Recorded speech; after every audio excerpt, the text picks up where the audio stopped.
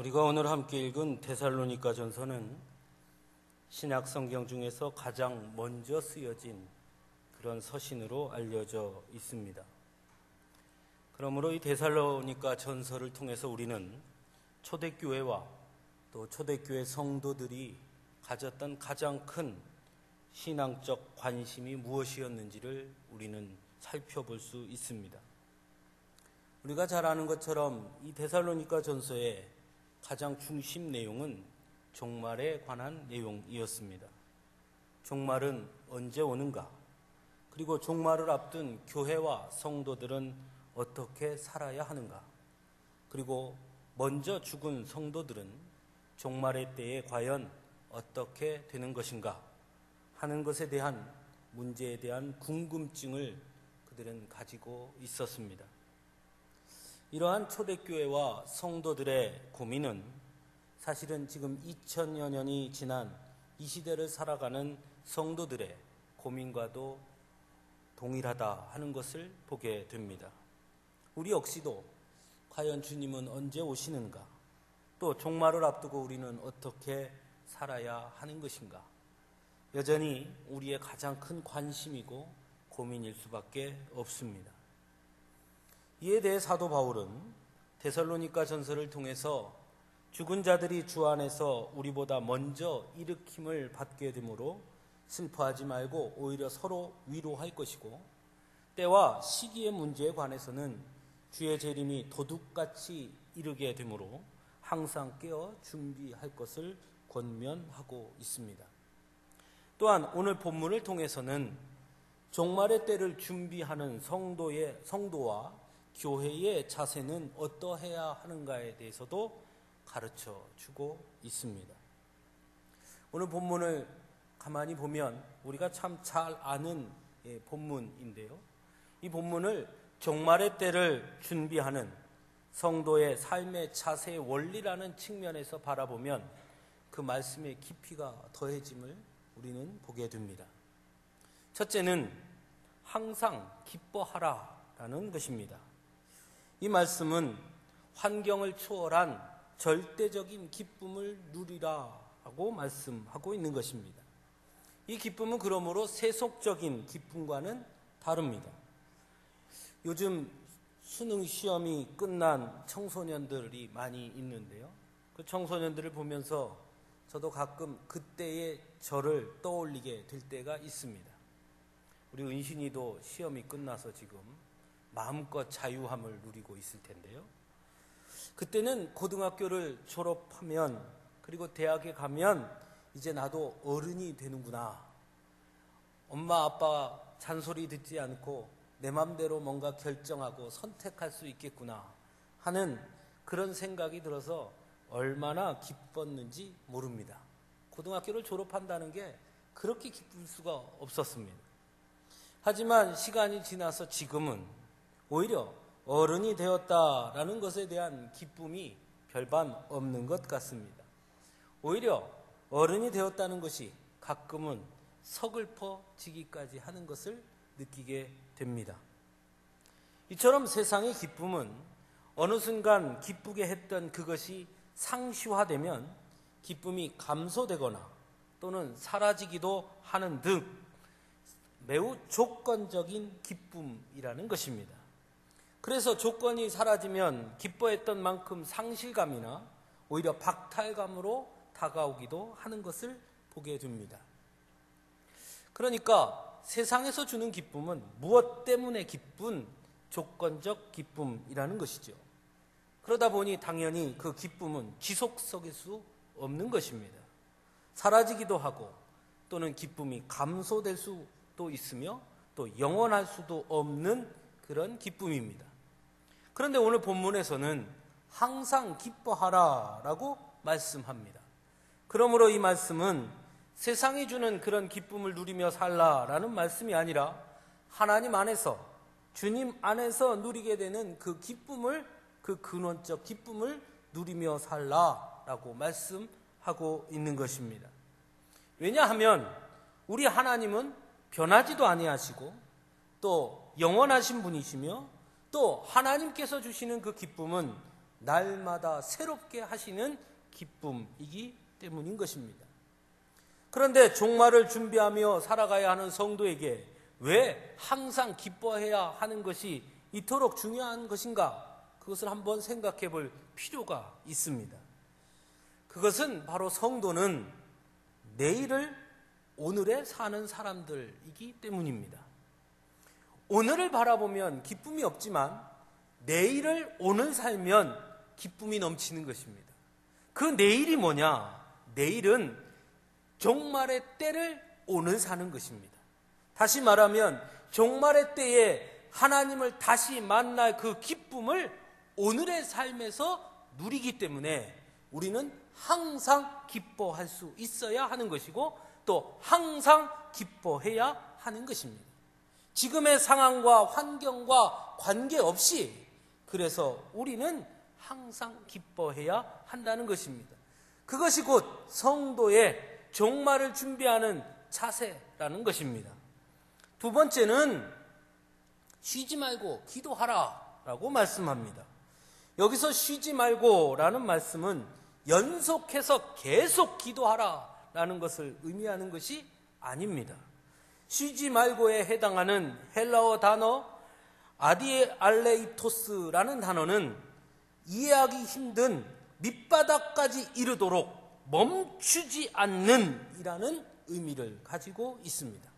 즉 밑바닥에 다다를 때까지 끊임없이 멈추지 않는 기도를 해라 이런 말씀입니다. 즉 이해하기 힘든 극한 상황에서도 끊임없이 기도하라는 것입니다. 또한 여기에서 기도하라라고 한 말씀에 쓰인 헬라어 단어는 프로시코마이라는 단어인데 흔히 기도라고 쓸 때는 데오마이라는 단어를 많이 씁니다. 그런데 이 데오마이라는 단어는 기도하는 사람의 필요를 채우기 위한 기도, 즉 우리가 흔히 말하는 간구라고 말할 수 있는 것입니다. 그런데 오늘 본문에서 쓴 프로시코마이라는 단어는 이 데오마이와 다르게 예배하는 마음으로 하나님의 뜻에 초점을 맞추어 기도하라라는 단어의 뜻을 가지고 있는 말입니다. 그러므로 쉬지 말고 기도하라라는 말씀은 곧 나는 이해할 수 없고 받아들이기 힘든 극한 상황 속에서도 밑바닥까지 떨어진 그 상황 속에서도 하나님의 뜻을 묻고 그 뜻에 나의 삶을 맞추기 위한 노력을 수반하는 기도를 하라라는 뜻인 것입니다. 종말을 준비함에 있어서 왜 이런 자세가 중요한 것일까? 그것은 다른 것이 아니라 우리의 삶에서 찾아볼 수 있습니다. 삶 속에서 우리는 많은 결과들을 경험하게 됩니다. 때로는 악한 자들이 더 득세하는 것을 보거나 믿음으로 살아가기가 점점 힘들어질 때 우리는 낙심하게 됩니다. 어떻게 저런 사람이 더 잘 살 수 있을까? 어떻게 믿음으로 살아가려고 애쓰면 애쓸수록 이렇게 힘이 든 것일까? 우리는 그런 것을 경험할 때마다 낙심하게 됩니다.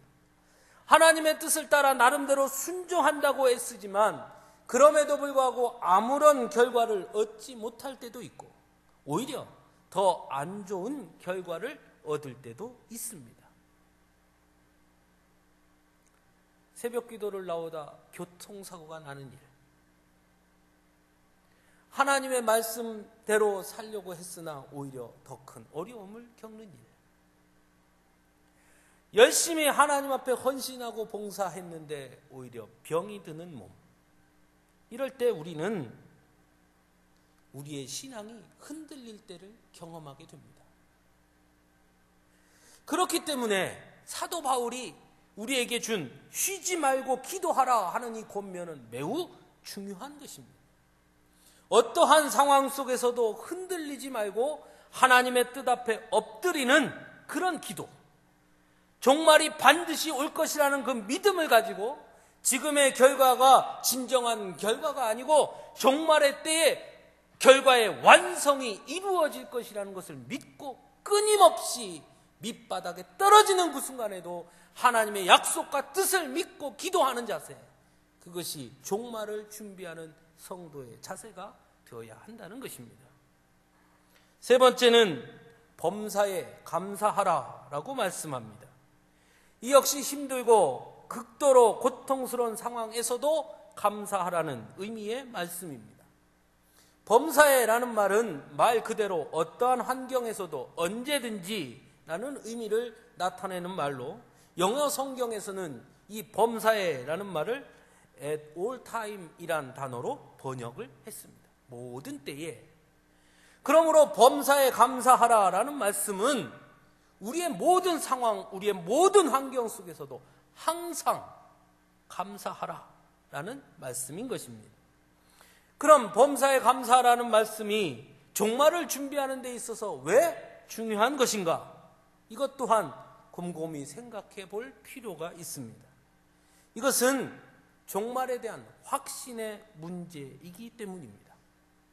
종말이 올 것이고 종말의 때에 이루어질 일에 대한 확신이 없다면 감사하는 것은 불가능한 일입니다.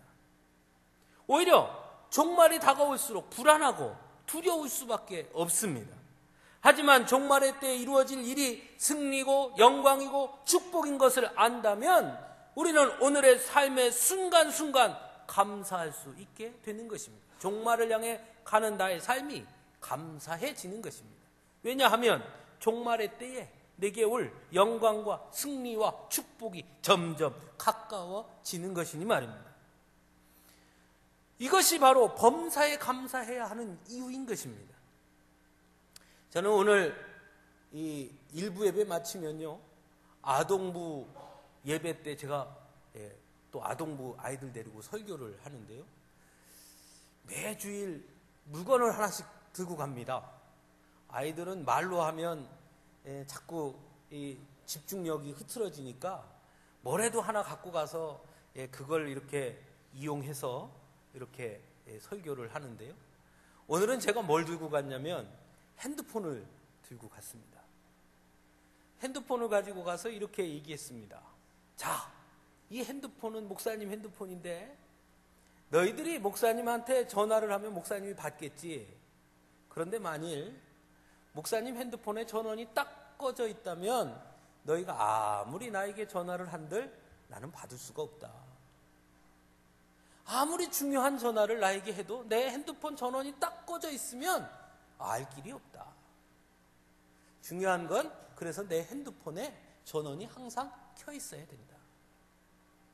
하나님께서 우리에게 주신, 하나님이 우리와 통화하시고 싶어서 주신 핸드폰이 세 가지가 있다. 기쁨, 감사, 기도. 이 세 가지 핸드폰은 그래서 하나님이 연락하고 싶을 때 언제든지 연락하시기 위해서 우리에게 하신 말씀이 있는데, 항상 범사에 쉬지 말고 어디에 있든 무슨 일이 있든 어떠한 상황에서도 하나님이 주신 기쁨과 감사와 기도의 핸드폰의 전원은 켜 있어야 된다. 그래야 하나님이 부르시면 통화할 수 있다. 여러분은 어떠십니까? 여러분이 이 세 가지 핸드폰 잘 켜져 있습니까?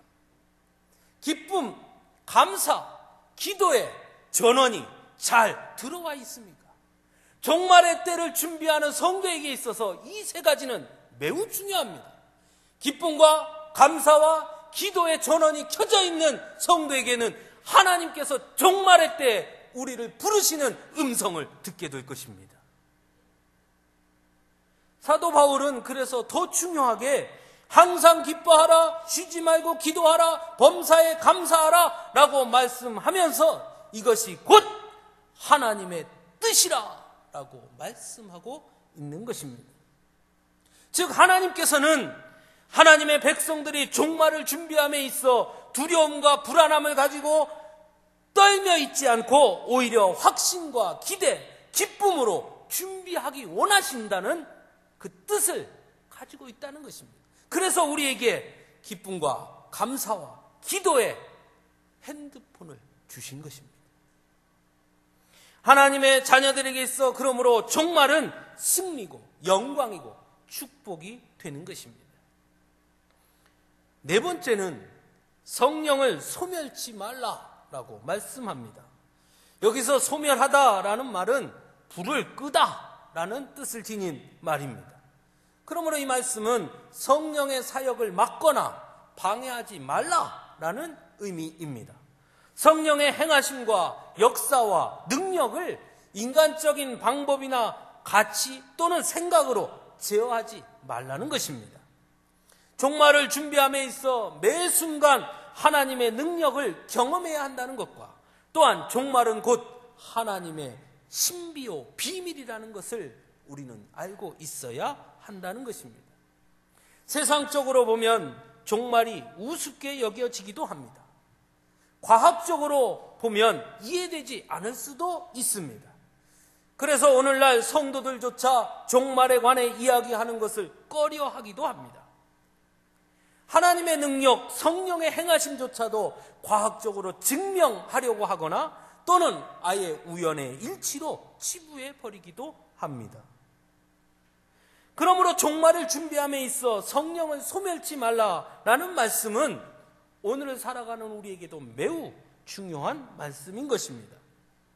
종말을 준비하는 성도들은 오히려 성령의 역사하심과 또 성령의 도구가 되어서 하나님의 신비를 드러내는 삶을 살아야 한다고 가르쳐주고 있기 때문입니다.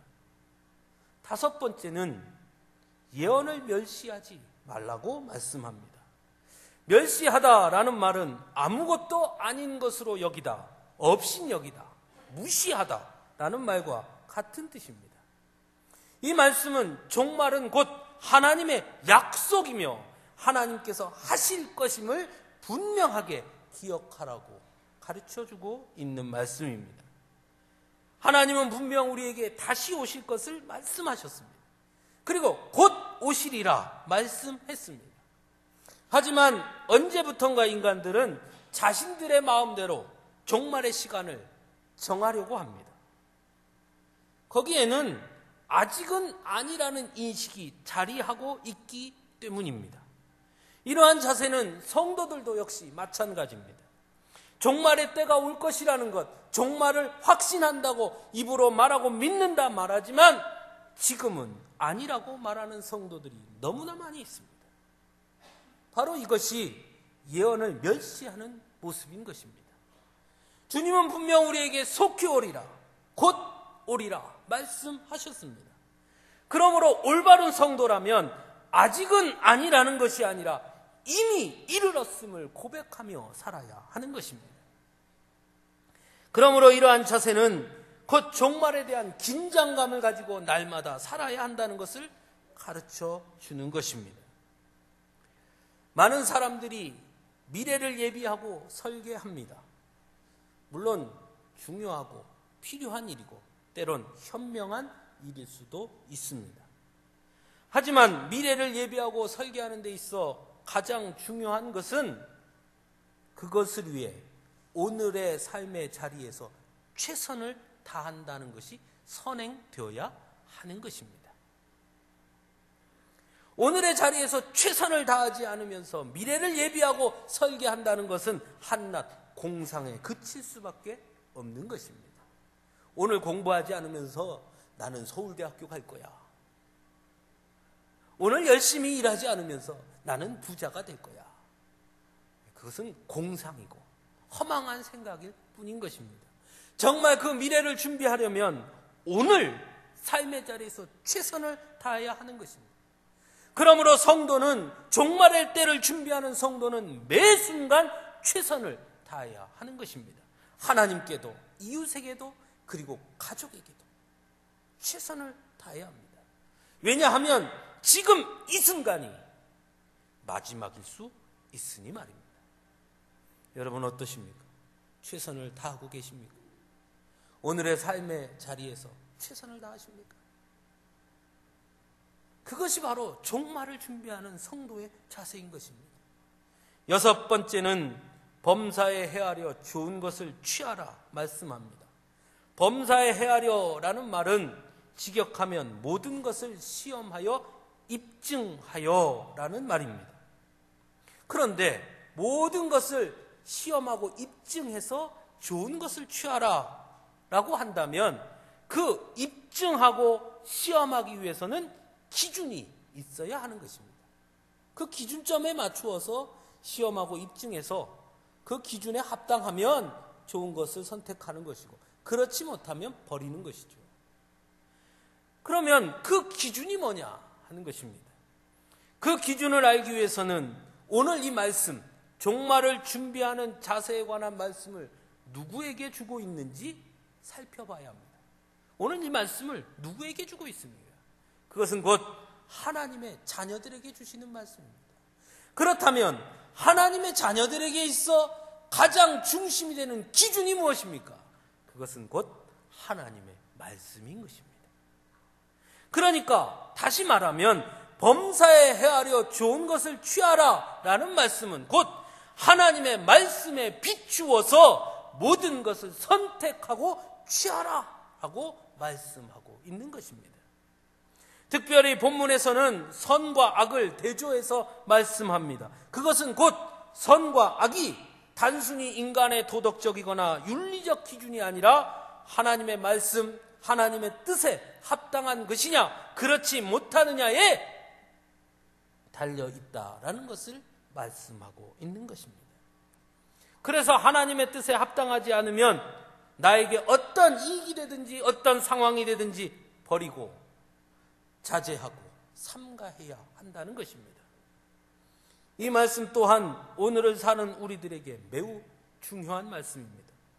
언제부턴가 우리는 우리가 좋은 것이 하나님도 좋은 것이라고 착각하는 경우가 많기 때문입니다. 내가 좋으면 우리 하나님도 당연히 좋은 줄 아는 것이죠. 그래서 하나님의 뜻이라는 기준보다 나의 기준을 앞세울 때가 더 많이 있습니다. 하지만 종말을 준비하는 성도들의 자세는 내가 좋은 것이 하나님이 좋은 것이 아니라 하나님이 좋은 것이 나에게도 좋은 것이라는 것을 잊어서는 안 되는 것입니다.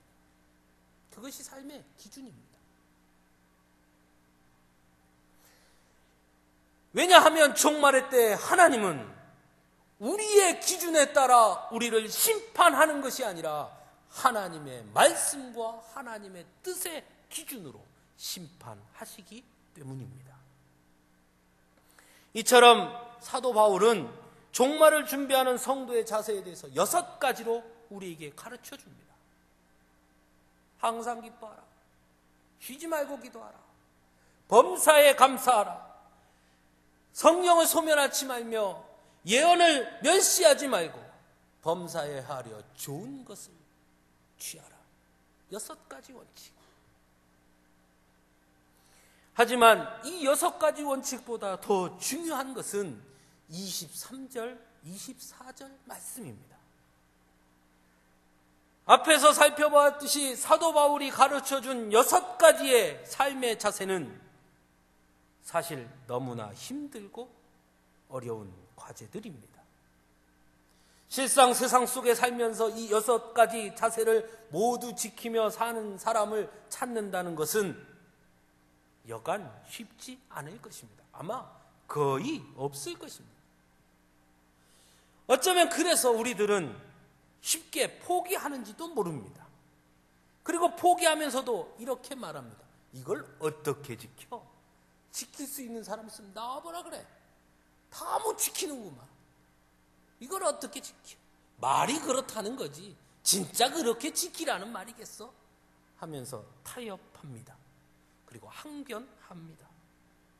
그래서 사도 바울은 그런 우리의 연약함을 너무나 잘 알던 사도 바울은 23절에서 하나님이 친히 우리를 온전히 거룩하게 하실 것이다 라고 말씀하고 있습니다.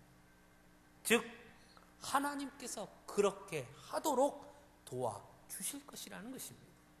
우리의 노력만으로가 아니라 하나님이 함께 하시고 도우시고 힘을 주실 것이다 라고 말씀하고 있는 것입니다. 왜냐하면 하나님께서는 하나님이 사랑하시는 하나님의 자녀들을 흠없게 보전하기를 원하시기 때문이라는 것입니다. 이것은 왜 하나님께서 우리에게 종말을 준비하라 말씀하셨는지 그 이유를 분명하게 가르쳐주고 있습니다. 하나님은 종말의 때에 하나님의 자녀들을 징계하기 원하시지 아니하시는 분입니다. 오히려 종말의 때에 영광의 자리에 하나님의 자녀들이 모두 설 수 있기를 원하시는 그런 분이십니다. 그래서 우리에게 종말의 때를 준비하는 자세를 가르쳐 주십니다. 그리고 하나님의 자녀들이 종말의 때를 하나님이 가르쳐 주신 대로 그 삶을 살아감으로 영광의 자리에 설 수 있게 되기를 간절히 원하시는 것입니다. 더 나아가 그렇게 살지 못하는 성도들을 위해 오히려 함께 도우며 보호하시며 힘을 주시며 끌고 가셔서 결국에는 그 길에 설 수 있도록 해 주신다고 말씀하고 있는 것입니다. 사랑하는 성도 여러분, 하나님은 이렇게 여러분을 사랑하십니다. 분명 우리의 삶은 매우 힘이 없습니다. 넘어질 때도 있고 포기할 때도 많습니다. 끝까지 갈 자신이 없을 때도 많이 있습니다. 안 될 것 같을 때도 분명 있습니다. 그냥 세상이 말하는 대로 그렇게 사는 것이 더 나은 것이 아닌가 생각이 들 때도 역시 많이 있습니다. 수없이 결심하고 결단하지만 작은 이익 앞에서 수없이 넘어지고 자빠지는 것이 우리들입니다. 우리에게 이토록 분명하게 가르쳐 주셨지만 우리는 이 6가지 중에 어느 것 하나도 제대로 지키지 못하며 사는 연약한 인간들입니다. 하지만 하나님은 그런 우리를 이렇게까지 사랑하십니다. 6가지 삶의 자세를 가르쳐 주시며 결코 포기할 수 없어서 하나님의 비밀을 우리에게 가르쳐 주셨습니다. 그리고 말씀합니다. 그래, 그렇게 살기가 힘들지, 힘들 거다. 그렇게 살기가 어렵지, 어려울 거다. 그렇게 사는 것 그만두고 싶지, 그래, 그럴 거다. 다 그만두고 세상과 적당히 타협하고 싶지, 그래, 그럴 수 있을 거다. 하지만 사랑하는 자녀들아, 포기하지 마라. 내가 같이 있잖아. 내가 도와줄게. 나는 결코 너를 포기할 수가 없어. 아니, 포기하지 않을 거야. 그러니 힘을 내라. 노력해봐라. 시도해봐라. 한 발 한 발 나아가봐라. 또 디뎌봐라. 다시 일어서봐라. 내가 힘을 줄게. 내가 같이 갈게. 너는 꼭 반드시 종말의 때에 너는 꼭 반드시 영광의 자리에 서야 한다. 우리 하나님, 우리에게 그렇게 말씀하십니다. 우리를 그렇게까지 사랑하십니다. 사랑하는 성도 여러분, 이런 하나님의 사랑을 언제까지 외면하시렵니까? 아니면 이제라도 그 사랑을 의지하고 주님을 만날 준비를 하시며 사시겠습니까? 사랑하는 성도 여러분, 여러분의 가슴에 손을 얹고 곰곰이 물어보시기 바랍니다. 나는 과연 주님을 만날 준비가 되어 있는가? 우리 주님 오늘 오신다면 나는 과연 주님을 만날 준비가 되어 있는가? 나에게 가르쳐 주신 6가지 삶의 원칙과 원리를 나는 얼마나 지키며 살고 있는가? 하나님께서 내 손에 쥐어주신 하나님과의 직통 핸드폰의 전원은 여러분 꺼져 있지 않으십니까? 사랑하는 성도 여러분, 하나님은 여러분을 사랑하십니다.